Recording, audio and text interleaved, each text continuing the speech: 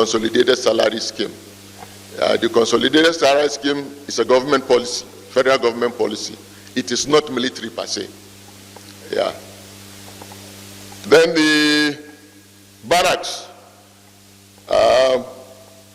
I've been very passionate as Chief of Army Staff about the welfare of troops. Let me tell you a story, with your kind permission, sir.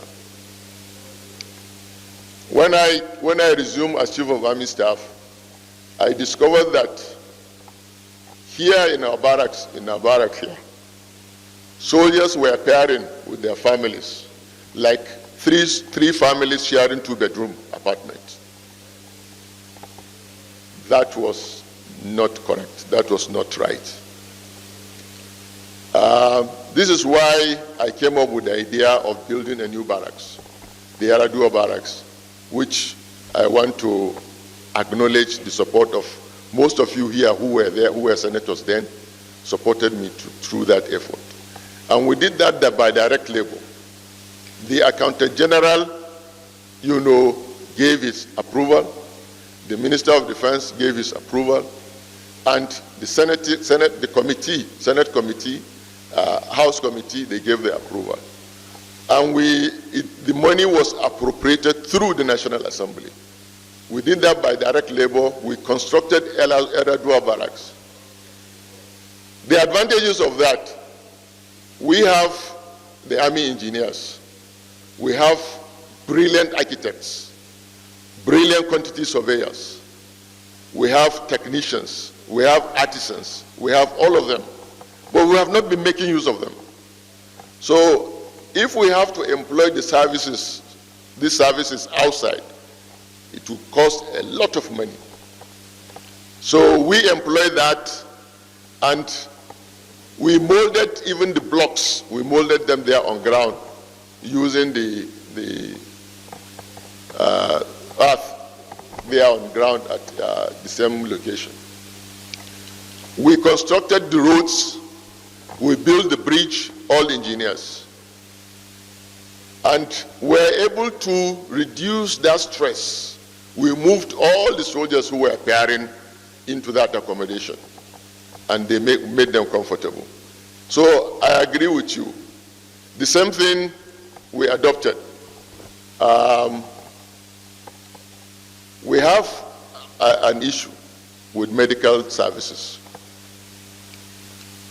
I talked of reimbursement system, UN reimbursement system. Now we discovered that even when our soldiers are sent on operations,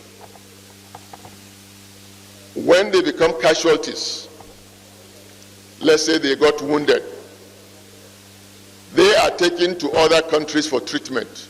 Kenya, South Africa, Egypt, Ghana, they are taken there for treatment. So we said, why is it not possible for us to provide the same facility here, so that not only that our soldiers will benefit from that treatment here, we will also, attract soldiers from other countries, and will be reimbursed. The UN will reimburse us. And this is why we came up with the concept of UN Level 4 hospital, which we decided that 2 of such hospitals, or 3 rather, will be built. 1 in Kaduna, 44, 1 in Lagos, Yaba, 68, and 1 in Port Harcourt. So we started that project, UN Level 4 Hospital. And this is a project we did by direct labor. We completed that project, about 95% of it. And I even wrote a letter of invitation to President Goodluck Jonathan, inviting him to commission it 1st October. Then I went to UN headquarters, to tell them how far we have gone, because already we had told them, introduce the idea to them. And I laid it open how far we've gone, inviting them to come and inspect the project. It was in UN headquarters that I learned of my retirement. So I left that project. And up to today, it has not been completed. The first thing I think that should be done, please give support for that hospital to be completed. It is not for me, it is for our soldiers. Our soldiers need maximum support, medical support. They require that.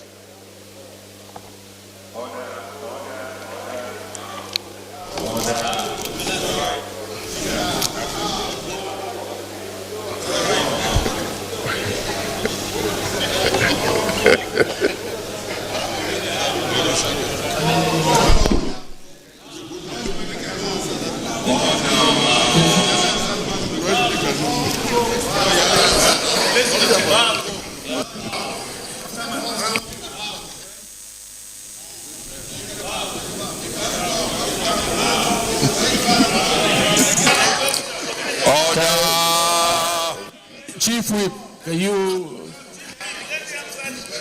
you bring the Senate into now?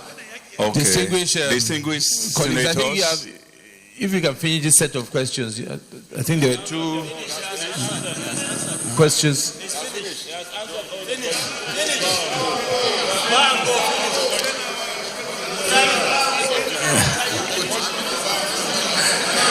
If it's distinguished colleagues, Mr. President, has answered most of the questions. Any question that he has not answered? No.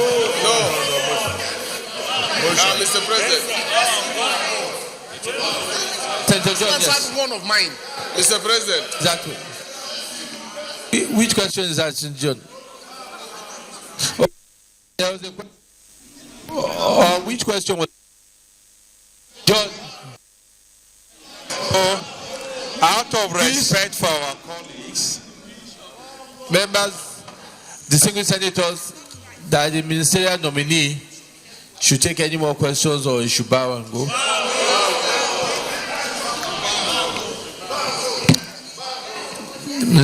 Ministerial nominee, finish this set of questions and then after that you can bow and go. thank you. Well guided. The question from Senator Tinubu, youth unemployment. I think you know that this is is fundamental. The issue of unemployment is fundamental to APC. It's one of the areas that Mr. President has been emphasizing at every opportunity he gets.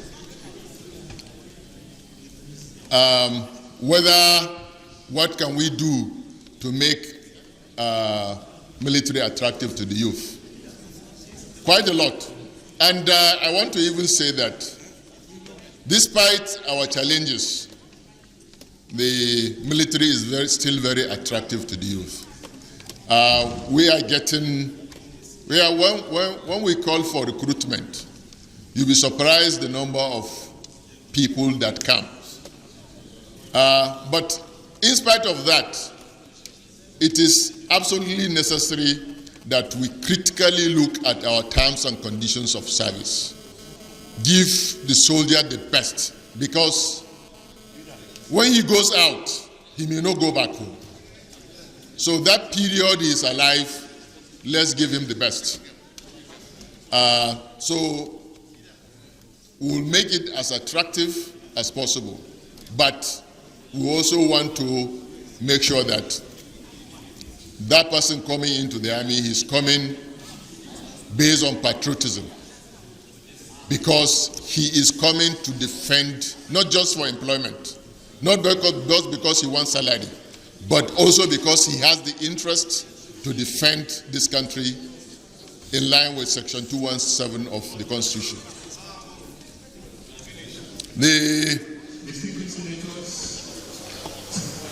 Nominee, just for 1 second. Distinguished senators, please take your seat. Leader of the chamber, Senate leader, we are waiting for you. Thank you. Senate leader, we are waiting for you. Senate leader, we are waiting for you. Senate leader, we are waiting for you. Senate leader, we are waiting for you. Thank you very much, Senate leader. Minority leader, stop the wait. Thank you very much. Yes, sir. Whether Boko Haram is a conflict, yes, it is. It is a conflict. They want something which we don't want. It's an issue that has the face of religion, pseudo-religion. Just like what we have in Niger Delta. It's resource-based.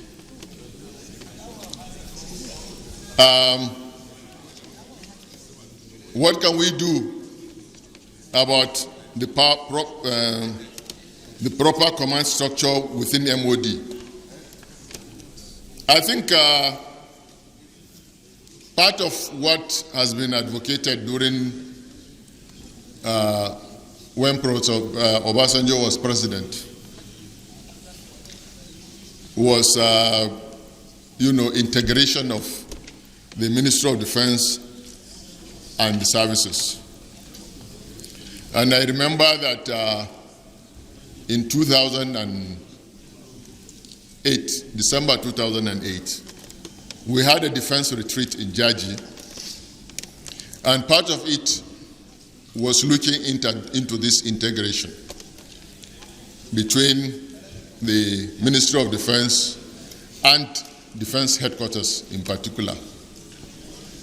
But so far, that has not been implemented. Whether the military is combat ready or not, yes, we are combat ready. That is why we are all over the place. But of course, we have constraints. We have constraints. We have constraints in terms of equipment. We have constraints even in manpower. But these are things that from time to time we look into and see how we adjust. But as for combat ready, we are. Thank you very much.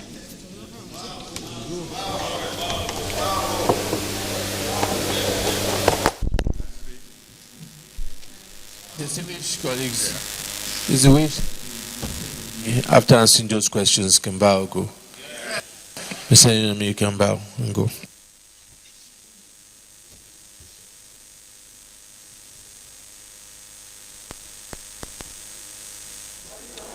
Well, there we have the ministerial nominee. We have the ministerial nominee bowing to the Senate and getting ready to leave the chamber. And I can tell you he has set a mark right now. He spent a few minutes shy of 1 hour fielding questions from senators. And you can understand with his military background, a lot of senators took him up on some of the security challenges facing the country, and he had to attend to it. Even then, a lot of senators still said he should bow and